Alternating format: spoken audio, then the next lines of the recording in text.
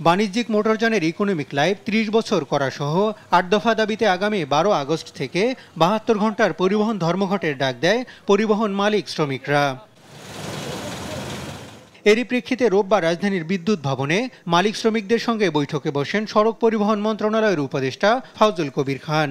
যোগ দেয় স্বরাষ্ট্র মন্ত্রণালয়ের জননিরাপত্তা বিভাগ, এনবিআর ও পুলিশ কমিশনারগণ।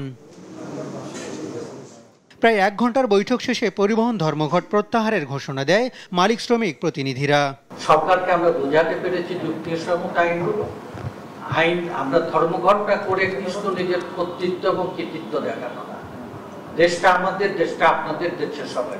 আমরা সে কারণে আমরা সরকারের এই উদ্যোগে আমরা একমত হয়ে আহত ধর্মঘট আগামী ১২ তারিখ থেকে মালিক শ্রমিকরা মিলে সর্বসম্মত সিদ্ধান্তে সভাপতিকে অকুণ্ঠ সমর্থন দিয়েছে।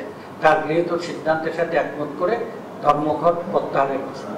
পরে উপদেষ্টা বলেন, গাড়ি আমদানিতে একটি বিশেষ দেশের ওপর নির্ভরতা কমাতে অন্য দেশ থেকে আমদানির সুযোগ, দুর্ঘটনায় ক্ষতিগ্রস্ত গাড়িগুলোকে অযথা হয়রানি বন্ধ, সড়ক পরিবহন আইনের সংস্কারের প্রস্তাবগুলো বিবেচনা করবে সরকার। কোনো একটা নির্দিষ্ট দেশের ওপর যাতে আমাদের গণযোগাযোগ ব্যবস্থা নির্ভরশীল যাতে না হয়, তো এই জন্য অন্যান্য সোর্স থেকে যাতে গাড়ি আসতে পারে, তো সেই জন্য ওনারা আমদানি নীতিতে কিছু পরিবর্তন চাচ্ছেন। ওনাদের জন্য একটা হাসপাতাল যেখানে কি বলে শ্রমিক মালিকদের একটা অগ্রাধিকার থাকবে, সেটাও আমরা স্বাস্থ্য মন্ত্রণালয়ের স্বাস্থ্য সচিব আছেন, ওনারা আমরা এটা দেখব। শ্রমিক কল্যাণ তহবিল, তো সেটাও আমরা কেন কার্যকর হয় না এটা এবং কীভাবে কার্য করা যায় সেটা আমরা দেখব। তবে ফিটনেসবিহীন গাড়ির ক্ষেত্রে সবচেয়ে পুরনোগুলো আগে জব্দ করা হবে বলে জানান উপদেষ্টা।